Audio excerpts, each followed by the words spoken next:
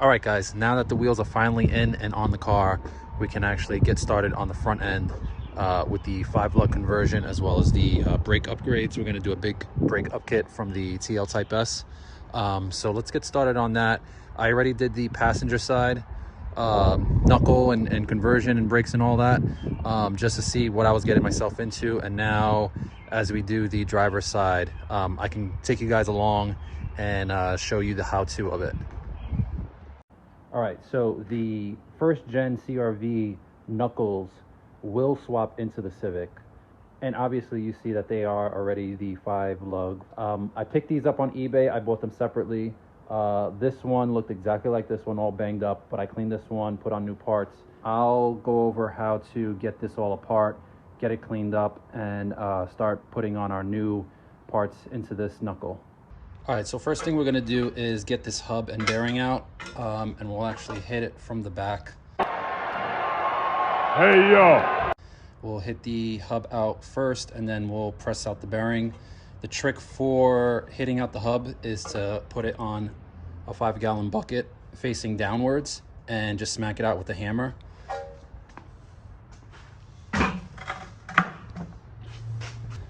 I'll be using a 32 millimeter impact socket, and it's gonna sit flat on this area here, and we'll just smack on it with a hammer a few times and it should pop right down. Obviously, when it comes to the hammer, the heavier the better.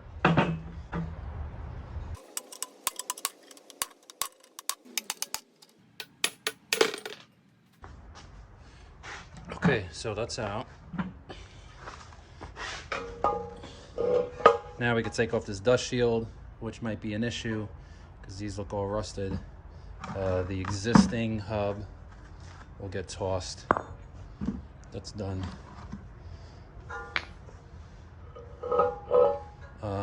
And also, we'll hammer out this ball joint here.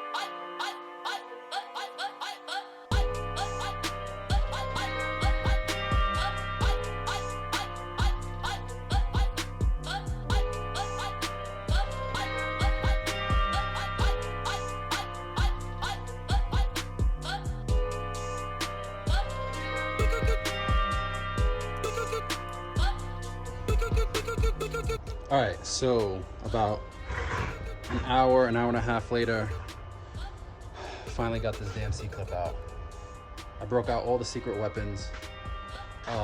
So now we're going to press out the bearing, the race bearing race, whatever it's called. I'm beat at this point. I'll let this cool down a little bit. I'm sure it's a little bit warm. Then we'll break out the press and we'll press out the bearing. Last piece is to just clean up all the rust. Then we'll get it prepped for painting. I'm gonna use a black Plasti Dip. That's what I used on this knuckle here. It's just what I had on hand. And it came out pretty nice. It looks decent. All right, so this is the bearing puller.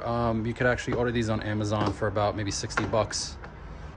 So it comes as a full kit with a bunch of pieces for a bunch of different size bearings. We'll pull these out. I forget which ones I need. I guess the ones that are all scratched up, right? We'll pull these out and start getting this bearing race out.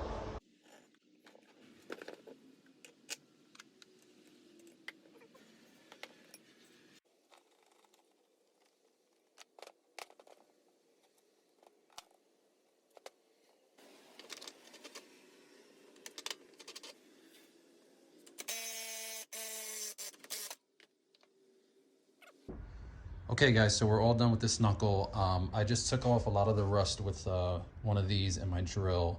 I thought the camera was recording, but it wasn't. But I cleaned it up, spray painted it. I'm gonna start taking off this masking tape, and we're gonna start pressing in all the new components. So these parts are from different Honda cars, different Honda platforms. I have the knuckle itself is for a first gen CRV. These bearings again are for a first gen CRV. These are for EK Civic. And for the hubs, we're gonna do RSX base model, not Type S. If you're running 32 millimeter axles, you're gonna keep the RSX base for the hubs. If you're running 36 millimeter axles, you'll actually be able to switch to the RSX Type S hubs. Running these hubs instead of the CRV hubs will allow you to run rotors and calipers from a TL Type S. These are the rotors that I have that fit a TL Type S. I believe it's 3rd gen. These are gonna fit onto the RSX hubs, as you can see here. All right, and in order to run the TL Type S calipers, we're gonna have to drill out the mounting holes on the knuckle. These 2 holes here are where the caliper is gonna mount to. And if you can see, the bolts for the TL Type S caliper is a little bit too big. So we're gonna measure the thickness of these bolts and drill out these holes, and we'll be able to mount everything onto the car. These hubs are actually aftermarket. So the studs themselves are not Honda size. I pressed them out on this one, and I bought the Honda studs, but the knurl is a little bit off for this aftermarket hub. But I did measure them, and I noticed that the Mitsubishi Evo studs do press in. So that's what I'm running in this hub here. So I'll actually press these out and press in the Mitsubishi studs. If you're running aftermarket hubs, you might run into this issue. And if you do, now you know which studs to get. Now for this knuckle, for the bearing itself, we're gonna press it in using the same tool and the same method. And then for this ball joint, obviously we can't hammer this one in the way we removed the existing. So we're gonna actually do this on the bench vise.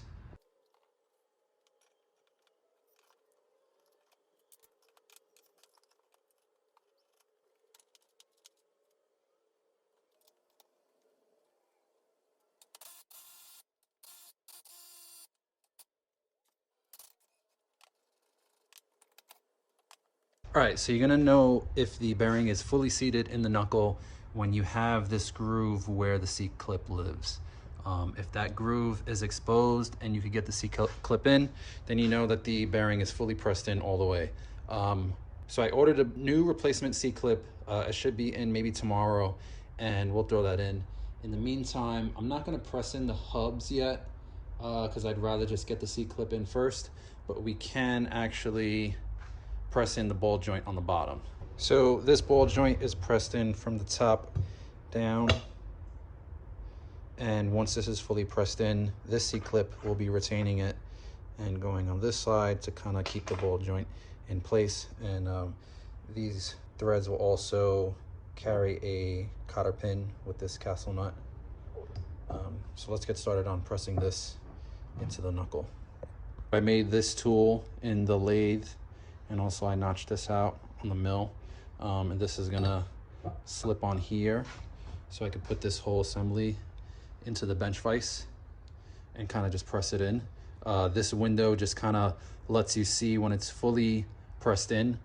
This groove is where the C-clip lives, and again, once this groove is accessible on this side for the C-clip to push in, then we know that this ball joint is fully seated in. So that's what this window here is for.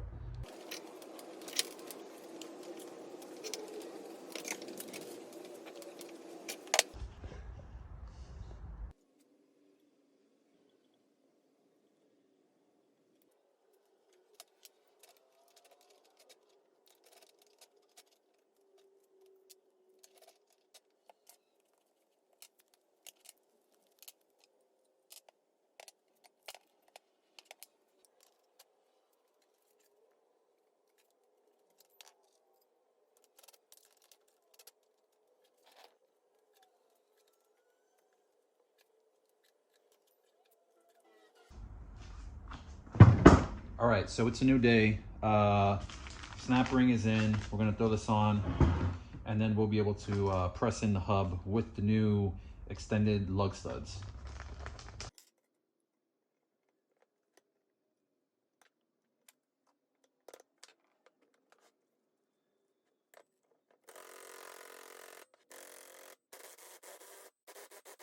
All right, so we have both knuckles all prepared. Hubs are pressed in, bearings. We got the ball joints on the bottom. Next up is to drill out these holes so we can mount up the calipers as well as the two-piece rotors for the two fronts. So the final hole on the knuckle is gonna come to 9/16. I'm gonna take my time, do it in steps, and bore out these holes. And we're gonna keep going until these bolts can fit in.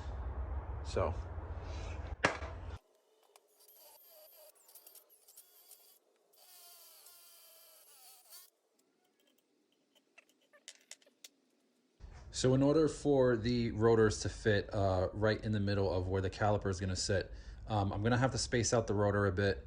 And just by putting spacers on before the rotor goes on. The only issue is that these spacers that I got on, it was either eBay or Amazon, they don't fit in the rotor. So they're a little bit too wide. So I'm going to throw these in the lathe, hold it from the inside, and just take some material off of the OD, and then they'll be able to fit inside here a little bit better, and everything will come together.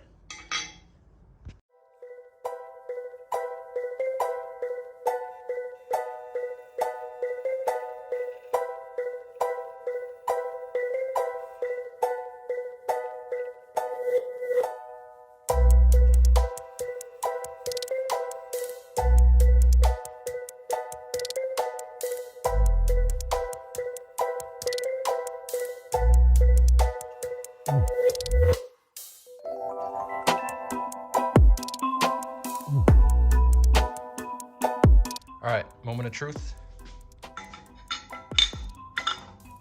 Beautiful, okay.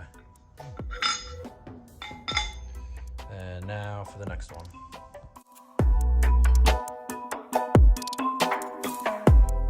All right, so you guys can see the rotor is, for the most part, centered in the caliper. After those 7mm spacers, we'll start inserting the brake pads and the remaining hardware.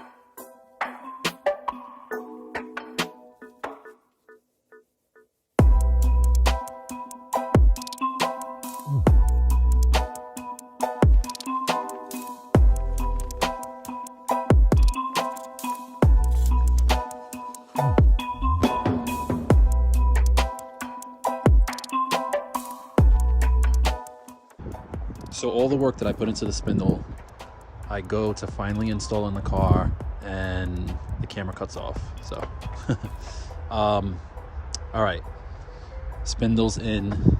We're gonna mount the wheel now and drop the car on the floor, and we'll be all set.